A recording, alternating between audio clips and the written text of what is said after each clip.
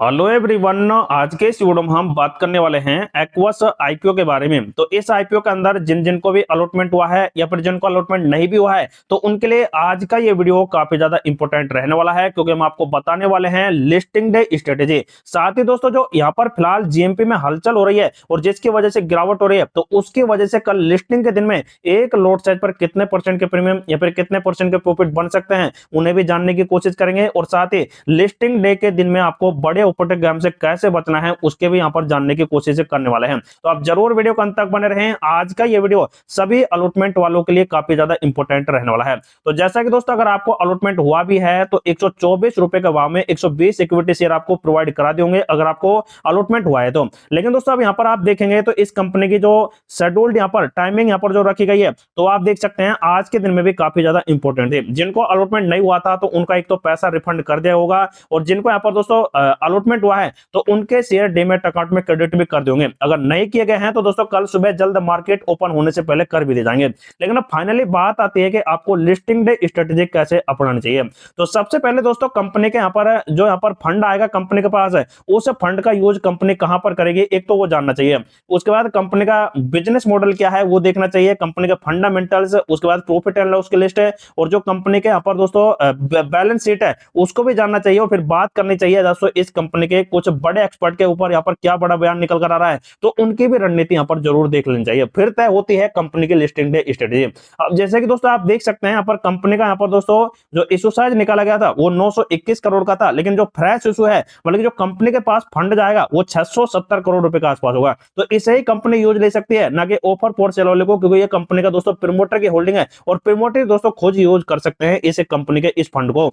तो दोस्तों अब जो कंपनी 670 करोड़ रुपए अपने पास लेगी फंड को, तो उसका कहां पर यूज करेगी। तो जैसा कि आप देख सकते हैं नए निर्गम से प्राप्त कर राशि का उपयोग कंपनी उसकी सहायक कंपनियों जैसे कि एरो स्ट्रक्चर मैन्युफैक्चरिंग इंडिया और एक्वस कंज्यूमर प्रोडक्ट्स द्वारा लिए गए उधारों के भुगतान के साथ साथ एक्वस और एरोस्पेस एयर स्ट्रक्चर दोनों के लिए यहाँ पर मशीनरी और उपकरणों को यहाँ पर खरीदने के यहाँ पर किया जाएगा। तो कंपनी दोस्तों जो कर्जा लिए हुए है तो उसका ही दोस्तों सबसे ज्यादा पहले ये पेमेंट करेगी, और उसके बाद जो कंपनी के अंदर मशीन की कमी है, जो उपकरण की कमी है, तो उनको खरीदने के लिए भी कंपनी ये पैसा लगाने वाली है। और इसके अतिरिक्त धनराशि संभावित अधिग्रहणों, रणनीति पहलों और सामान्य कॉर्पोरेट उद्देश्यों के लिए कंपनी मदद करने वाली है। तो दोस्तों कंपनी की यहाँ पर रणनीति तो काफी बढ़िया है, क्योंकि कंपनी पहले तो कर्जे को चुकाएगी जिससे कि कंपनी का फंडामेंटल सुधरे, और साथ ही कंपनी अपने बिजनेस को बढ़ाने के लिए देख सकते हैं मशीन वगैरह खरीदने का भी अपडेट यहाँ पर निकाल कर रही है। तो ये दोस्तों कंपनी की काफी अच्छी स्ट्रेटेजी है। उसके बाद दोस्तों बात आती है कि कंपनी आखिर करती क्या है।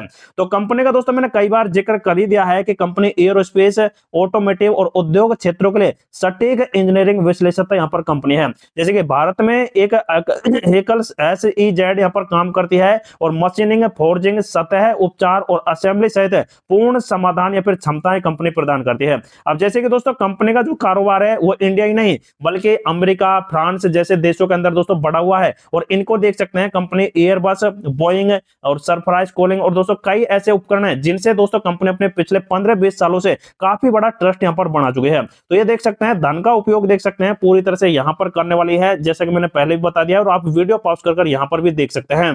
तो दोस्तों ये कंपनी की यहाँ पर दोस्तों जबरदस्त यहाँ पर रणनीति है और बिजनेस मॉडल आपने देख लिया है। लेकिन अब बात आती है दोस्तों कुछ एक्सपर्ट के ऊपर बड़ा बयान। जैसे कि आप देख सकते हैं यहाँ पर दोस्तों इस कंपनी का यहाँ पर 3 दिवसीय जो यहाँ पर आईपीओ था वो खत्म तो हो चुका है, लेकिन एक्वस आईपीओ का शेयर बाजार में धमाकेदार आगाज की यहाँ पर संभावना या फिर दोस्तों कुछ अपडेट यहाँ पर मिल सकते हैं। तो Mehta equities senior vice president Prashant Tapse ने ऐसा ही कहा है कि ये कंपनी काफी अच्छा लिस्टिंग यहाँ पर करा कर दिखा सकती है, जो एक बहुत ही बड़ा अपडेट निकल कर आ रहा है। तो इन्होंने देख सकते हैं दोस्तों यहाँ पर यही कहा है जो मैंने अभी बिजनेस मॉडल कंपनी के बताए हैं, एरोस्पेस और उपभोक्ताओं को इलेक्ट्रिसिटी, प्लास्टिक उपभोक्ता टिकाऊ जैसी सेवाएं हैं, तो उनको ये कंपनी प्रोवाइड करा रही है, जिसकी वजह से लंबी अवधि से कंपनी काफी अच्छा अपडेट यहां पर निकाल कर दे सकती है। ऐसा देख सकते हैं कंपनी के ऊपर यहां पर बड़ा बयान कुछ एक्सपर्ट का यहां पर निकल कर आया। लेकिन अब बात आती है दोस्तों कंपनी के फंडामेंटल के ऊपर। फंडामेंटल दोस्तों कंपनी का 83 करोड़ का देख सकते हैं मार्केट कैप है, जो यहां पर दोस्तों कल हो सकता है कि ये 10-12 हजार करोड़ के आसपास पहुंच जाए। लेकिन कंपनी का दोस्तों आप देखेंगे तो ROC और ROE 1-1% के आसपास है। तो कंपनी दोस्तों अब जो रणनीति यहाँ पर तय कर रही है इस फंड से, तो उसकी वजह से यहाँ पर कुछ मूवमेंट आते हैं, तो काफी अच्छी बात भी यहाँ पर निकल कर आ सकती है। हालांकि दोस्तों कंपनी के ऊपर कर्जा आप देखेंगे तो 51 करोड़ का है, 228 करोड़ का रिजर्व है, कंपनी के पास कैश फ्लो भी 1600 करोड़ के आसपास बन रहे हैं। तो कंपनी के फंडामेंटल है जो ठीक ठाक या फिर एवरेज आप इसे कह सकते हैं। सकते हैं। उसके बाद दोस्तों बात आती है कंपनी के प्रॉफिट एंड लॉस लिस्ट के ऊपर। तो कंपनी दोस्तों 178 करोड़ का लॉस, फिर 44 करोड़ लॉस, फिर यहाँ पर आप देखेंगे तो 123 करोड़ का लॉस और फिर 74 करोड़ लॉस है। तो लगभग दोस्तों कंपनी लॉस में यहाँ पर चल रही है। लेकिन सबसे बड़ी पॉजिटिव बात यह है कि कंपनी का ऑपरेटिंग प्रॉफिट मार्जिन है वो आप देख सकते हैं 3% से 10%, मतलब कि कंपनी का जो सेल्स है वो लगातार इंक्रीज हो रहा है। और यही दोस्तों एक पॉजिटिव बात भी यहाँ से निकल कर आ रही है। तो देखा जाए तो दोस्तों कंपनी के यहाँ पर अपडेट, लेकिन दोस्तों पिछले 3 साल का आप कंपाउंडिंग प्रॉफिट ग्रोथ देखेंगे तो वो 36% का है, वो भी दोस्तों प्लस में। लेकिन माइनस में आप देखेंगे पिछले टोटल तरीके से तो वो दोस्तों -51% के आसपास है। तो दोस्तों आप देखेंगे तो कितना अच्छा यहाँ पर देख सकते हैं कंपनी का कंपाउंडिंग प्रॉफिट है यहाँ पर जो यहाँ पर चलता दिखाई दे रहा है। लेकिन बैलेंस शीट को भी आप देखेंगे तो बैलेंस शीट कंपनी का 600 करोड़ से 1055 करोड़ का है। तो कंपनी दोस्तों लगातार अपने नेटवर्क को बढ़ा रही है और दोस्तों यहाँ पर काफी यहाँ पर पॉजिटिव बात भी निकल कर आती है। लेकिन कंपनी का दोस्तों सबसे दमदार अपडेट ये रहा पिछले कुछ दिन का कि यह 63 करोड़, फिर 139 करोड़ और फिर 485 करोड़ का कंपनी पर कर्ज हो गया था। लेकिन एक झटके से 400 करोड़ का कंपनी ने कर्जा जब चुकाया है तो एक बहुत ही अच्छी और धमाल बात निकल कर आई।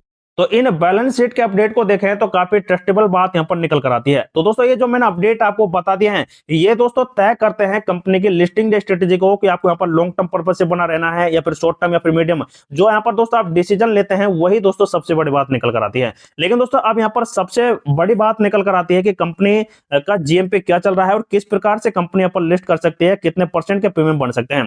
तो आज का अपडेट ये रहा कि 34 रुपए से 30 रुपए का कंपनी का जीएमपी टूट चुका है। लेकिन दोस्तों यहां पर आप देखेंगे तो 124 रुपए पर 30 रुपए के जीएमपी हैं और लगभग 154 रुपए के एस्टिमेटेड लिस्टिंग प्राइस के अपडेट आ रहे हैं इस जीएमपी के अनुसार, ये जो लगभग 24% के प्रीमियम के अनुसार यहां पर देखने मिल रहा है। और 3600 रुपए के आसपास के देख सकते हैं एस्टिमेटेड अपडेट यहां पर देखने मिल रहे हैं। लेकिन दोस्तों जो जीएमपी होते हैं ये दोस्तों सिर्फ अनुमानित आंकड़े होते हैं, ना कि दोस्तों एक्चुअल कोई अपडेट्स है। लेकिन दोस्तों अब सबसे बड़ी बात आती है कि कंपनी कैसे लिस्ट करेगी और किस प्रकार से करेगी। तो दोस्तों 9:30 बजे से लेकर और करीब 10 बजे के बीच में एक टाइम होता है T+1 का सेबी के अनुसार जब कंपनी लिस्ट करती है। तो दोस्तों जब 9:30 बजे से और 9:45 बजे के आसपास में 15 मिनट का जब टाइम मिलेगा तो उस टाइम दोस्तों यहाँ पर जिनको अलॉटमेंट हुआ है और जिनको अलॉटमेंट नहीं हुआ है ये दोनों यूजर्स एक्टिव हो जाते हैं। जैसे कि अलॉटमेंट वाले तो यहाँ पर सेल करने का अपडेट देंगे और जिनको अलॉटमेंट नहीं हुआ है तो वो खरीदने के लिए यहाँ पर अपडेट करेंगे। तो ऐसा दोस्तों यहाँ पर बिड आता है बहुत ही ज्यादा क्वांटिटी में। अब जैसे कि दोस्तों यहाँ पर इस जीएमपी के अनुसार लगाएं 154 का अपडेट, तो जैसे कि एग्जांपल के लिए 154 रुपए पर ही सबसे ज्यादा अलॉटमेंट वाले और नहीं अलॉटमेंट वाले यहां पर ज्यादा इस कंपनी के इस वाले प्राइस पर यहां पर बिड लगाते हैं। तो इसी बिड को दोस्तों लॉक कर देते हैं और इसी को यहां पर दोस्तों कंपनी यहां पर जो लिस्ट कर जाती है। ऐसा दोस्तों कंपनी का यहां पर लिस्टिंग अपडेट रहता है। मतलब कि दोस्तों कंपनियां इस प्रकार से लिस्ट करती हैं बीएसई और एनएसई के एक्सचेंज के ऊपर। लेकिन अब दोस्तों ऑपरेटर गेम से भी आपको जरूर बचना है। अब जैसे कि यहाँ पर लगभग 3600 के आसपास के अपडेट चल रहे हैं सिर्फ एक लोट साइज के ऊपर।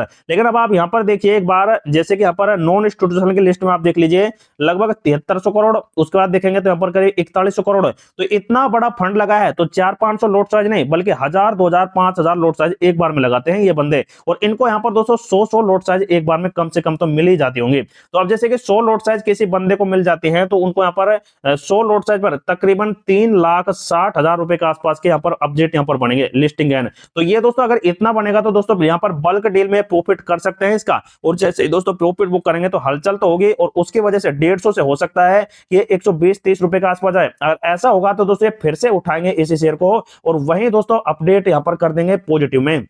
मतलब कि दोस्तों बहुत ही बड़ी बल्क डील्स ये कर सकते हैं जिसकी वजह से दोस्तों इस कंपनी का शेयर का यहाँ पर प्राइस है जो डगमगा सकता है। और उसी वजह से दोस्तों यहाँ पर छोटे मोटे ऑपरेटर होते हैं या फिर दोस्तों छोटे मोटे जो फंड हाउस होते हैं वो भी इनके पैसे मार्केट सेल कर एग्जिट हो जाते हैं, लेकिन फिर से यहाँ पर दोस्तों खरीद नहीं पाते हैं और हाथ के हाथ खाली रह जाते हैं। तो इस प्रकार होती है दोस्तों यहाँ पर लिस्टिंग डे में ऑपरेटर की स्ट्रेटेजी। लेकिन दोस्तों आप अपने फाइनेंशियल एडवाइजर से या फिर जो मैंने अपडेट्स आपको बताए हैं तो उनसे भी आप तैयार कर सकते हैं लिस्टिंग डे स्ट्रेटेजी की आपको कैसे अपनानी चाहिए। तो ये था दोस्तों इस आईपीओ को लेकर आज के सबसे बड़े अपडेट जो कि लिस्टिंग स्ट्रेटेजी को थे। लेकिन दोस्तों आईपीओ जैसे लिस्ट कर जाएगा बीएसई एनएसई पर, लेकिन उसके बाद भी जो अपडेट्स रहेंगे इस कंपनी को लेकर तो वो भी दोस्तों आपको नेक्स्ट वीडियो प्रोवाइड करा दिए जाएंगे। तो आप जरूर हमारे चैनल को सब्सक्राइब कर रखें।